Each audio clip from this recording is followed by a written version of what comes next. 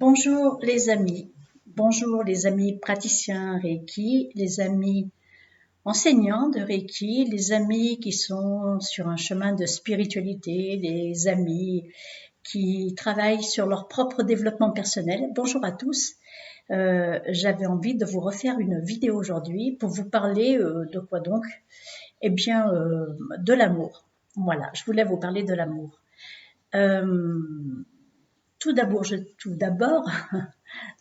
tiens à vous dire que nous sommes le jeudi 27 juin à Lyon et qu'il fait très très chaud. Alors, il y a des astuces pour se rafraîchir, il y a des séquences numériques de Grabovoi.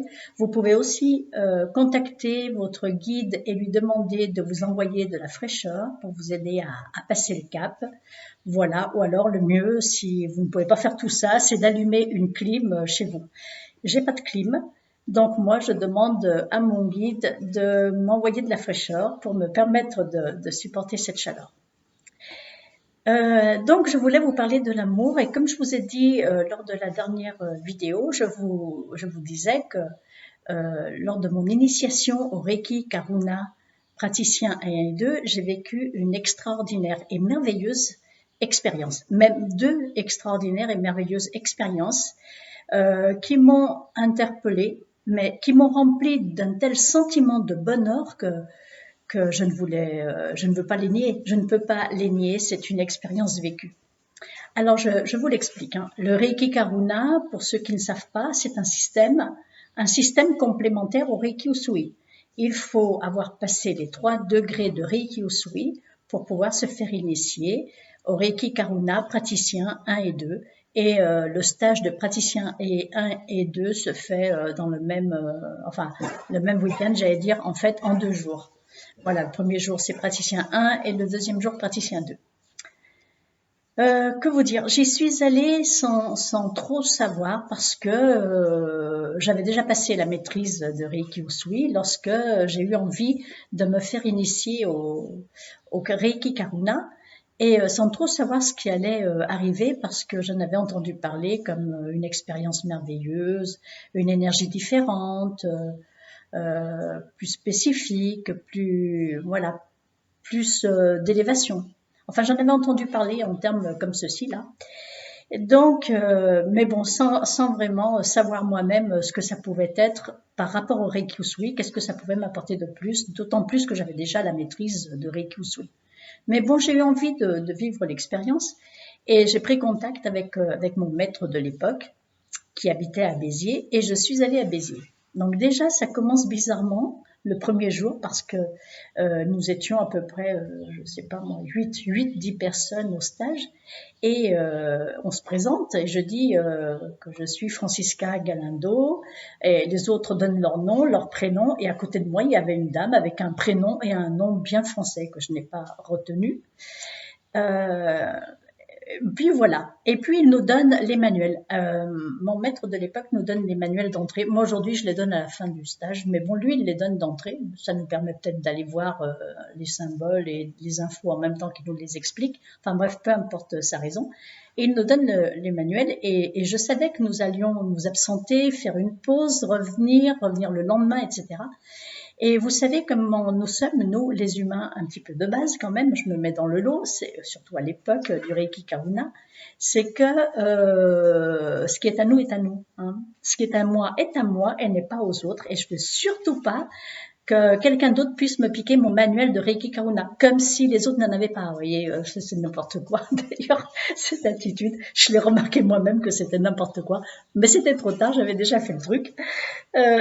Le truc, c'est que au moment où il me donne le manuel, je me dis, bon, nous sommes vraiment nombreux ici, je vais le laisser là ce soir, je vais marquer mon nom, Francisca Galindo. D'ailleurs, il faudrait que je fasse une vidéo à l'occasion sur qui suis-je. Suis-je vraiment Francisca Galindo? Enfin bref, je mets mon nom sur le manuel pour être sûr que le lendemain, je retrouverai, ou qu'après la pause, je retrouverai mon manuel. C'est mon manuel, et je veux surtout pas qu'il puisse y avoir d'échange avec les autres. Bref. Et au moment où j'écris mon nom sur la première page, Francisca Galindo, il y a une dame, la dame qui est à côté de moi, qui avait un nom bien français, on va l'appeler Marie Dupont, par exemple. Elle se penche vers moi et elle me dit « Ah, tu t'appelles Galindo ?» Je lui dis « Oui ». Dans ma tête, je me disais, qu'est-ce qui lui arrive à celle-là? Elle est bizarre. Tu t'appelles Galindo? Bah oui. Elle me dit, moi aussi. Ah, lui dis-je, c'est intéressant, je croyais que tu t'appelais Marie Dupont. Elle me dit, non, non, ça c'est parce que j'ai été adoptée à la naissance et que c'était une adoption plénière, donc les gens qui m'ont adoptée m'ont donné leur nom, mais mon nom de naissance, c'est Galindo. Ah, déjà, ça me semble bizarre comme coïncidence, comme c'est très rare que je rencontre au stage quelqu'un qui s'appelle Galindo, qui s'appelait Galindo, qui ne s'appelle plus Galindo, etc. Vous voyez, la coïncidence, quand même, là, elle fait réfléchir. Parce que la personne ne s'appelle pas Galindo, elle me dit qu'elle s'appelle Galindo, et en fait, elle ne s'appelle plus, elle s'appelait comme ça.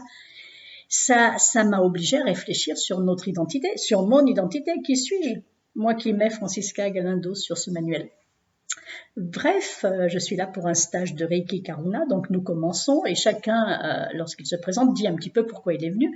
Et la dame en question, elle est venue pour essayer de canaliser des expériences qu'elle vit très dérangeantes au quotidien, c'est-à-dire qu'elle magnétise spontanément et involontairement tout le monde. Et quand elle dit qu'elle magnétise, ça veut dire qu'elle attrape, qu'elle chope, qu'elle se fait parasiter par les énergies négatives des autres. Parce que quand c'est positif, ça nous élève. Donc on est bien content d'avoir des énergies positives qui viennent nous rendre visite. Mais elle, non. Elle marche dans la rue et pouf, elle croise quelqu'un qui a une énergie ou une entité ou je sais pas quoi, un parasite quelconque ou un vampire quelconque collé à son aura et elle va l'attraper. Donc elle est venue faire son stage de Reiki Karuna espérant résoudre ce problème-là. Ok, donc voilà, elle explique ça. Moi, ça m'est resté un petit peu en mémoire parce que c'était quand même un peu surprenant comme expérience et surtout, je me suis dit que ça devait pas être rigolo tous les jours pour elle. Et j'étais bien contente de ne pas faire ces expériences-là. Donc voilà, le stage commence. Et au moment d'arriver à l'initiation, lorsque le maître, donc on est tous dans la même pièce. Là, pour le coup, il fait pas une initiation collective au sens de j'initie tout le monde par-dessus la pièce, etc. C'est pas ça. Il passe vers chaque personne individuellement, mais nous sommes tous dans la même pièce. Donc pendant longtemps, c'est-à-dire pendant toutes les initiations de tout le monde, nous avons tous les yeux fermés et les mains en réception. Les mains en réception, c'est différent des mains en gâchot pour le Reiki Karuna. Bref, nous sommes tous installés comme ça, les yeux fermés, les mains en réception, et on attend qu'il passe près de nous. Et lorsqu'il est passé près de moi, je dois dire qu'avant cette expérience-là, je n'avais pas vraiment vécu d'expérience extraordinaire sur Terre. La seule expérience extraordinaire que j'avais vraiment vécue, c'est lorsque la petite souris est venue me parler quand j'avais 4 ans, dans ma tête, du coup. Mais qui ne me paraissait pas extraordinaire, moi, parce que vous savez, les enfants de 4 ans, quand on leur a pas dit que c'est pas possible, ça les étonne pas, tout est possible, ça ne les étonne pas. Donc, si je me souviens bien, je crois pas avoir vécu d'expérience extraordinaire avant celle-ci. Bref, toujours est-il que lorsqu'il pose ses mains sur mes épaules, j'ai quitté mon corps. Je suis partie. C'était un samedi après-midi à Béziers. Il faisait très beau au mois de juillet. C'était très ensoleillé. J'avais pas bu d'alcool ni de drogue, j'avais pas pris de drogue non plus. En plus, je fume pas, je me drogue pas et je bois maintenant très peu. Je buvais même pas d'alcool à l'époque. Donc c'est autre chose qui s'est produit pour moi et il pose ses mains sur mes épaules et je quitte mon corps très vite. Très très vite, donc les yeux fermés, une fenêtre lumineuse s'ouvre sur mon écran mental, je ne sais pas comment dire ça, un écran mental, vous voyez l'écran était noir avant, et tout d'un coup une fenêtre lumineuse s'ouvre et je m'engouffre dans cette fenêtre. C'était très lumineux, oui aussi, c'était très lumineux, c'était une lumière dorée, un peu comme le soleil mais pas éblouissant, très lumineux mais sans faire mal, sans éblouir. Bref, je m'engouffre là-dedans et j'atterris. Tout ça très vite, bien sûr. Vous imaginez bien que ça prend moins de temps de le vivre que de l'expliquer. J'atterris dans un endroit, une sorte de pré, où la lumière était extraordinairement lumineuse. Pareil, la même couleur que la fenêtre. Très doré, lumineux, mais doré pas agressif, blanc doré plutôt, vous voyez, un peu nacré doré, enfin, je ne sais pas comment l'expliquer. C'est un peu cette lumière-là. Et là, je regarde autour de moi et je me dis, je reconnais pas du tout les lieux. Je ne reconnais pas du tout les lieux, j'ai l'impression d'être ailleurs, mais ailleurs où? Je ne sais pas, aujourd'hui, je ne peux même pas dire où j'étais. Hein. Et je me dis, c'est marrant, c'est beau ici. C'était beau, c'était serein, c'était calme, et l'herbe était belle, et, et la lumière était belle. C'était la lumière qui était très belle, et c'est tout. Et tout d'un coup, je me sens attirée par des présences, et donc je baisse les yeux, et en fait, à mes pieds, il y avait des tout petits êtres humains. Oui, c'était des petits êtres humains qui me ressemblaient. Ils étaient tout petits, c'est-à-dire qu'ils avaient, mettons, je me mets vers la caméra, cette taille-là, c'est-à-dire qu'ils arrivaient au milieu de mon mollet, hein, au milieu de mon mollet, et là, je les regarde, et je m'entends encore leur poser la question, mais vous êtes qui, vous? En même temps que je leur demande, vous êtes qui, vous? Eux me regardaient avec étonnement, ils me regardaient avec étonnement, et là, je me disais, waouh, je me suis mise à avoir une hallucination, parce que je suis en train de revivre le voyage de Gulliver, c'est dingue, c'est une hallucination, c'est pas possible. Et pouf, mais j'étais vraiment, vraiment, vraiment bien. Je me sentais parfaitement bien. Et tout d'un coup, pouf, je me suis sentie revenir en arrière et atterrir dans mon corps de nouveau. Et hop, l'écran noir sur mon mental. Et bon, l'expérience se termine, enfin, les initiations se terminent, notre maître nous dit qu'on peut ouvrir les yeux. Et là, on fait un débriefing et chacun y va de son expérience, à raconter son expérience. Et là, je raconte la mienne en disant, j'ai dû avoir une hallucination, excusez-moi, je suis fatiguée, un petit peu physiquement. Hein. Je me suis dit, ou je leur ai dit à tous, j'ai dû avoir une hallucination, car voilà ce que j'ai vécu. Je suis sortie de mon corps, je suis passée par une fenêtre lumineuse, j'ai atterri dans un endroit que je ne reconnaissais pas, avec une très belle lumière blanc doré, et des tout petits êtres à mes pieds. Et ça ressemble tellement au voyage de Gulliver que je pense que mon imagination m'a transportée là-dedans. Voilà ce que je raconte. Je dis en revanche, j'y étais très bien. Et à un moment donné, je me suis sentie revenir dans mon corps. Et là, y a notre maître qui dit, en fait, oui, tu es parti et tu es revenu dans ton corps lorsque j'ai posé les mains sur elle, donc Marie Dupont, la galando du groupe, autre que moi, quoi. Lorsqu'il a posé, il nous explique que lorsqu'il a posé les mains sur ses épaules, là, j'ai réintégré mon corps. En fait, c'est comme si elle m'avait fait revenir dans mon corps. Alors bon, moi j'ai estimé que j'étais un peu frustrée parce que j'étais bien là où j'étais et puis en même temps je me demandais ce que c'était vraiment comme expérience. Je me disais c'est bizarre, est-ce que j'ai rêvé, est-ce que j'ai pas rêvé, qu'est-ce que j'ai vécu.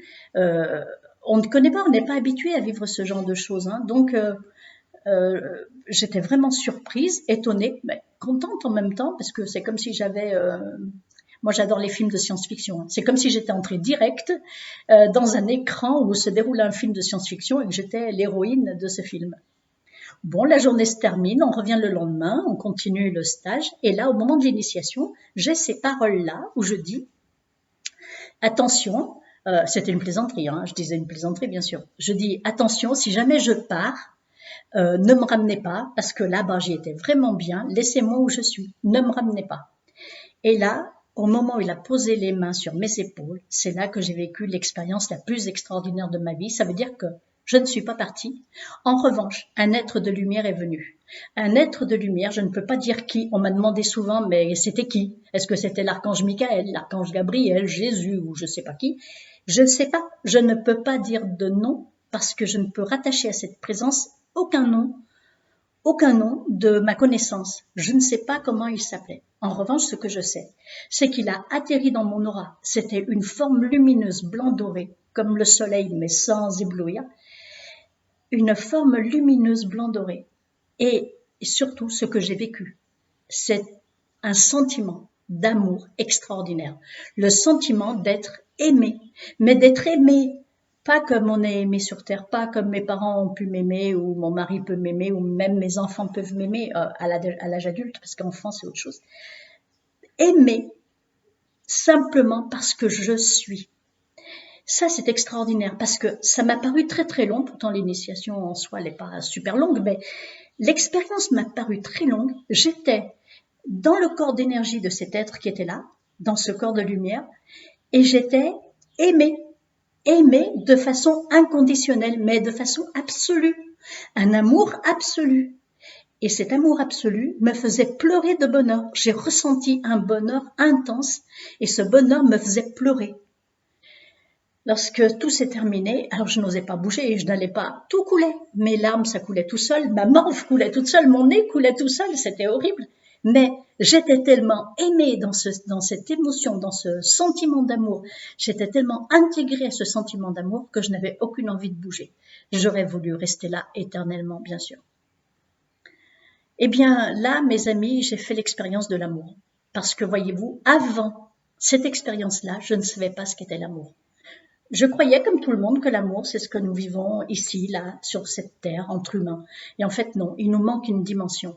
Il nous manque une dimension extraordinaire pour que cet amour devienne cet amour divin. Je ne sais pas comment le dire autrement.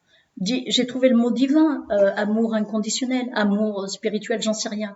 Mais c'est un sentiment qui vous saisit, qui vous transporte et qui donne votre légitimité, la légitimité à votre vie. Vous avez le droit d'être là et de vivre parce que vous êtes vous. Vous êtes qui vous êtes. Et en fait, il faudrait vraiment que tous les êtres humains, depuis, j'ai donné des centaines d'initiations au Reiki Karuna, au Reiki Usui, et mon souhait le plus cher, c'est que chaque personne que j'initie au Reiki éprouve ce sentiment-là et vive une telle expérience. Ça arrive, ça n'arrive pas, ça c'est autre chose. Ça n'arrive pas toujours. Ce qui est sûr, c'est que donc chacun va vivre son expérience. Ça n'arrive pas toujours. En revanche, l'amour inconditionnel, on le trouve sur Terre que chez deux espèces d'animaux, chez deux espèces d'êtres vivants. Le premier, c'est le bébé nouveau-né, le bébé qui a 2 mois, 3 mois, le très jeune enfant, quand il regarde sa mère. Un très jeune enfant, quand il regarde sa mère, si vous regardez dans les yeux de cet enfant-là, vous allez voir la perfection et vous allez voir la perfection de l'amour. Il aime sa mère de façon inconditionnelle. Il se trouve qu'après, en grandissant, son amour est déçu, plus ou moins. La plupart des humains ont un amour qui est déçu parce que la mère est moins présente, parce que si, parce que ça, parce qu'on leur dit plein de choses, parce qu'il y a l'éducation, parce qu'il y a les autres adultes qui interviennent, enfin, peu importe. Mais en tout cas, chez un très jeune enfant, chaque fois que j'ai regardé, moi, dans les yeux d'un très jeune enfant qui regardait sa mère, j'ai vu cet amour-là. Et la deuxième espèce chez qui j'ai vu cet amour inconditionnel, c'est dans les yeux de mes chiens. Mes chiens, quand ils me regardent, si je plonge au fond de leur regard, tout le monde dit, il ne faut pas regarder un chien dans les yeux, mais baliverne. Ça perd l'hypopète, baliverne. Notre chien, bien sûr qu'on a le droit de le regarder dans les yeux. Notre chien établit ce contact d'âme à âme parce qu'on le regarde dans les yeux. Et quand j'ai regardé, et je regarde mon chien dans les yeux, et j'ai regardé mes chiens qui ont précédé celui-ci ou celle-ci dans les yeux, j'ai vu cet amour inconditionnel. Voilà. Les deux espèces chez qui, sur Terre, on peut repérer l'amour inconditionnel. Est-ce qu'il y en a d'autres? Sûrement. Est-ce que je l'ai vu dans les yeux des hommes qui ont jalonné ma vie? Non. Et ils m'ont aimé, bien sûr, même peut-être au point de se tuer pour moi, hein, c'est possible. Hein. Mais non, c'est toujours, je vois bien, il suffit d'un petit truc qui va pas. Allez, il suffit que tout d'un coup, j'ai oublié d'éteindre le chauffage en ouvrant la fenêtre. Et hop, l'amour disparaît parce que là, ouais, tu te rends compte, la note d'électricité, blablabla, blablabla. Sans compter l'argent et sans compter que tu travailles pas pour la planète. Maintenant, c'est vite fait.